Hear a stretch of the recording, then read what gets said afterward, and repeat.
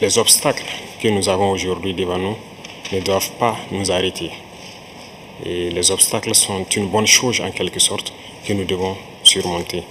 La preuve, je pense qu'avec toutes les sanctions contre la Russie depuis un certain temps, la Russie arrive à développer un mécanisme interne qui lui place donc au devant de la scène internationale. Et nous prenons bonne note de ces leçons que nous avons donc apprises ici. Et même au niveau de la parade, je tiens à dire que j'ai été émerveillé de voir l'enchaînement donc des engins qui ont défilé devant nous, notamment depuis le char mythique T-34 qui a gagné donc lors de la Grande Guerre et jusqu'aujourd'hui au char moderne. Combien donc l'armée russe s'est modernisée, combien la technologie donc a participé à renforcer cette armée. Et dans ce cadre, nous souhaitons que la coopération que nous avons puisse se renforcer de façon exponentielle. Je vous remercie déjà pour tout ce qui est fait pour nous, notamment ces bourses d'études qui sont octroyées au Burkina et qui vont s'accroître. Et ce matin, j'ai visité donc l'université de chimie et je disais que le volet sur lequel nous allons axer après la défense et la sécurité, c'est le volet de l'éducation. C'est ce volet qui nous intéresse le plus, notamment les sciences. Il faut que la Russie puisse nous aider à former notre jeunesse, notamment dans le domaine des sciences, pour que nous puissions développer chez nous la machinerie, en gros. Que ce soit la machinerie qui va avec l'armée ou la machinerie qui va avec l'industrie. Parce que c'est à ce seul prix que nous pourrons nous développer au sein de l'Afrique. La guerre qui nous est imposée aujourd'hui, nous pensons que ce n'est qu'une manifestation aussi du nazisme. Parce que le terrorisme qui est là aujourd'hui n'est pas du terrorisme, c'est de l'impérialisme. Ce sont nos terres qui intéressent ceux qui nous combattent. Et donc, finir avec cette guerre, avoir une armée forte et lancer le développement de notre patrie, telle est l'essence donc de notre combat. Et nous comptons sur vous pour surtout former nos cadres. Parce que la coopération, telle qu'on le dit, très souvent en Afrique, on aime avoir beaucoup de demandes. Nous savons que vous êtes dans une opération militaire spéciale. Nous comprenons tous les défis qu'il y a. Et le lendemain, qui est incertain pour le monde entier, nous pouvons comprendre ça. Donc nous ne serons pas là peut-être à demander beaucoup de choses, à demander de l'aide ou quoi que ce soit. Mais l'aide que vous pouvez nous octroyer, c'est surtout ce transfert de connaissances que nous voulons. Et donc nous souhaitons avoir plus de bourses et voir dans quelle perspective nous pouvons nous-mêmes donner des bourses à nos étudiants pour étudier ici. Et dans un troisième temps, comment est-ce que les universités ici peuvent se dupliquer au Burkina Faso, notamment celles que j'ai visitées. Et aussi, il y a beaucoup d'autres universités dans le domaine des sciences. Comment on peut les dupliquer au Burkina Faso avec tous les laboratoires nécessaires qu'il faut pour former de manière pratique nos jeunes et que nous puissions être donc au cœur de notre propre développement. Donc c'est la demande essentielle que nous avons actuellement dans le contexte que nous vivons pour pouvoir transformer tout ce que nous avons sur place, produire beaucoup de choses nous-mêmes et que le Burkina Faso soit un hub où beaucoup de jeunes Africains vont venir et apprendre aussi la science. Parce qu'ici en Russie, vous avez d'éminents scientifiques et il y a eu beaucoup de savants que nous continuons donc d'étudier leurs œuvres. Et je pense que c'est un havre où nous pouvons soutirer la science pour nous développer.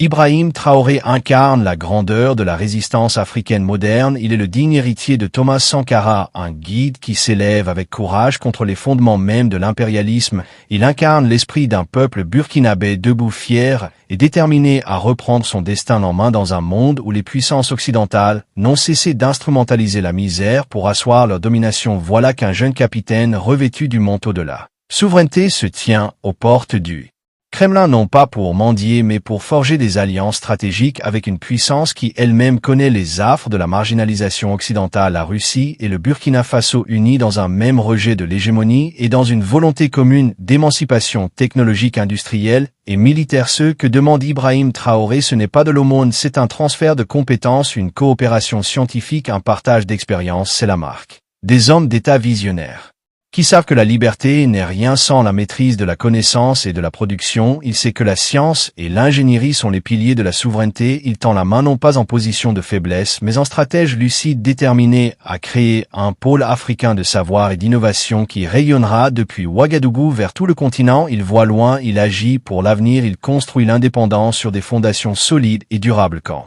Ibrahim Traoré affirme que le Terrorisme en Afrique est une forme moderne d'impérialisme, il dit tout haut ce que tant de peuples pensent tout bas, il dévoile la vérité crue que beaucoup cherchent à cacher, il met à nu les mécanismes de domination qui se cachent derrière les discours sécuritaires, il montre que la guerre imposée au Burkina Faso n'est pas une guerre religieuse ni ethnique, c'est une guerre économique et géostratégique visant à affaiblir l'État burkinabé pour mieux piller ses ressources et dompter son peuple. Mais ce peuple a trouvé en Traoré un rempart, une épée, une conscience éveillée. Son discours au Kremlin résonne comme un manifeste de dignité africaine. Il rappelle le sacrifice des Burkinabés aux côtés de Charles de Gaulle contre le nazisme. Il réinscrit l'histoire du Burkina Faso dans la grande épopée des peuples résistants. Il relie le combat d'hier contre Hitler à celui d'aujourd'hui contre les multinationales prédatrices et les puissances qui les protègent. C'est un acte politique fort, une manière de dire que les Africains ne sont pas des figurants dans l'histoire, mais des acteurs à part entière, avec une mémoire, un honneur et une volonté de puissance. La demande d'ouverture de filiales d'universités russes au Burkina Faso est un pas décisif vers la décolonisation intellectuelle. Elle signifie que le Burkina Faso veut sortir du carcan académique occidental,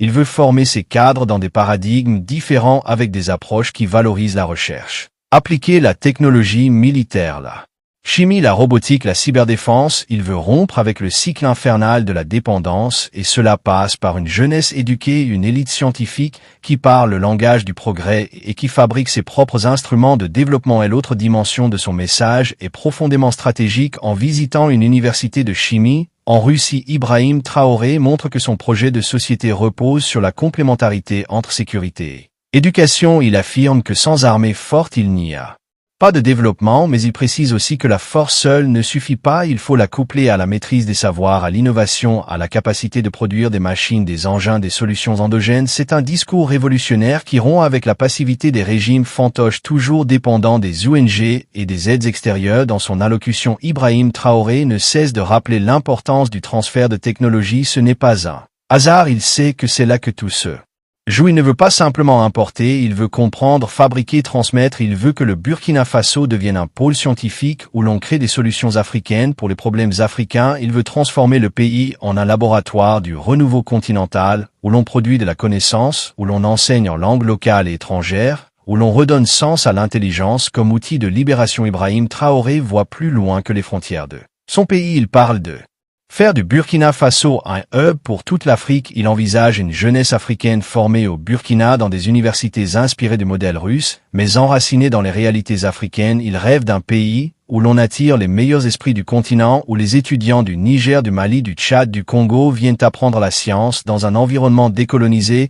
Il construit les bases d'une nouvelle panafricanité scientifique, économique et militaire, un panafricanisme du concret. Quand il évoque l'armée russe, ses chars modernes, ses moyens technologiques, c'est avec admiration, mais surtout avec ambition. Il veut que son armée burkinabé soit aussi moderne, aussi puissante, aussi respectée. Il veut que la technologie soit au service de la défense du territoire et de la stabilité de l'État. Il veut rompre définitivement avec la logique de dépendance sécuritaire vis-à-vis des anciennes puissances coloniales qui ont échoué à protéger les peuples et souvent ont collaboré avec les oppresseurs locaux ou régionaux. Il ne parle pas seulement de guerre, il parle de paix durable, une paix bâtie sur la souveraineté technologique et la capacité à défendre ses frontières, une paix qui se fonde sur la formation de cadres compétents, sur la production d'armements nationaux, sur la résilience des institutions, une paix construite avec intelligence et lucidité, avec courage et patience, avec audace et humilité. Ibrahim Traoré ne veut pas la paix de la soumission, il veut la paix de la puissance. Il faut le dire clairement, Ibrahim Traoré représente une rupture, il incarne une nouvelle génération de dirigeants africains conscients de l'enjeu géopolitique de leur position. Il ne parle pas le langage de la soumission, il parle celui de la coopération stratégique. Il ne cherche pas des aides mais des partenariats, il ne veut pas quémander, il veut construire main dans la main avec ceux qui respectent la souveraineté de son peuple.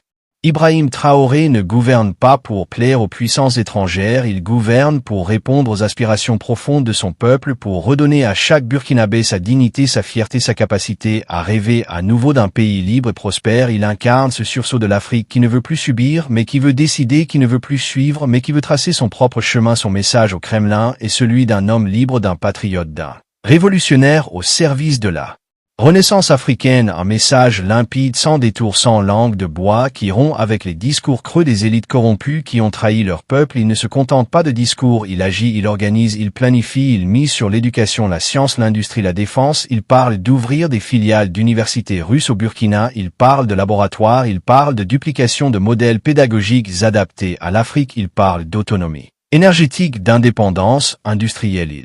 Il parle d'un pays debout qui n'attend rien de personne si ce n'est le respect et la coopération dans un monde multipolaire où les nations se regardent d'égal à égal. Il veut que le Burkina Faso prenne sa place non plus comme une périphérie du monde, mais comme un centre dynamique d'initiative et d'innovation. Sa vision est celle d'un développement enraciné dans les réalités locales, mais ouvert aux apports extérieurs. Il ne rejette pas le monde, il choisit ses partenaires. Il ne ferme pas la porte au dialogue, il ferme la porte à l'humiliation, à la domination, à l'arrogance des empires qui ont bâti leur richesse sur l'appauvrissement de l'Afrique. Il dit non à la servitude, il dit oui à la collaboration honnête, au transfert de technologie, à la montée en compétence de ses cadres, à la formation des jeunes qui demain seront les ingénieurs, les médecins, les chercheurs, les officiers qui construiront le Burkina Faso nouveau. Ibrahim Traoré est un bâtisseur d'avenir. Il comprend que la souveraineté n'est pas un slogan, mais un chantier, un travail de fond, un engagement quotidien. Il fait preuve d'une intelligence stratégique car il ne se laisse pas distraire par les pressions médiatiques ni par les critiques de ceux qui ont vendu le continent pour un plat de lentilles. Il avance avec sérénité, avec méthode, avec une force tranquille qui inspire le respect même de ses adversaires. Il sait que chaque bourse octroyée par la Russie est une graine semée pour un futur africain rayonnant.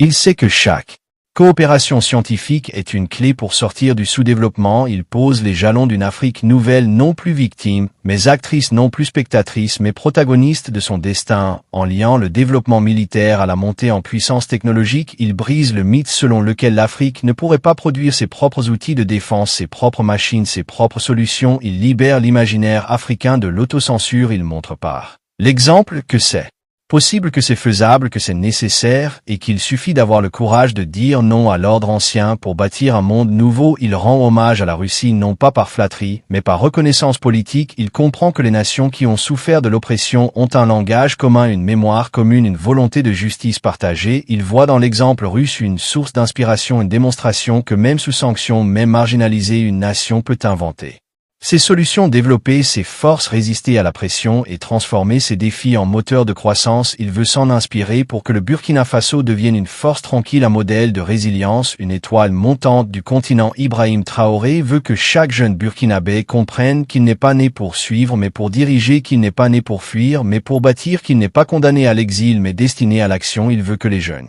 Africains aient accès à des laboratoires, des universités, des écoles de guerre, des centres d'innovation installés en Afrique conçus par des Africains animés par une vision africaine. Il veut en finir avec l'ère des cerveaux en fuite. Il veut inaugurer celle des cerveaux en mission, des esprits formés pour transformer leur société avec les outils les plus avancés du monde moderne. Ce que fait Ibrahim Traoré dépasse largement les frontières du Burkina Faso. C'est toute l'Afrique qui est interpellée, c'est toute la jeunesse noir qui retrouve un visage, qui parle avec fierté au nom des siens. C'est une Afrique insurgée qui renaît, une Afrique combattante, une Afrique debout, une Afrique qui dit à haute voix que son heure a sonné, qu'elle ne se contentera plus de survivre, qu'elle veut vivre, grandir, créer, décider. Il est l'étincelle d'une insurrection intellectuelle, politique et culturelle contre les chaînes de la soumission. Ibrahim Traoré est plus qu'un président, il est un symbole, il est une conscience qui marche. Un éclair dans la nuit de la résignation. Il est celui qui dit que nous pouvons être puissants sans renier nos valeurs, que nous pouvons être modernes sans trahir nos racines, que nous pouvons nous élever sans nous vendre. Il est la preuve vivante que la révolution n'est pas une utopie, que la dignité n'est pas un luxe, que la souveraineté n'est pas une chimère. Il est la voix de l'Afrique qui se réveille et qui refuse de dormir à nouveau.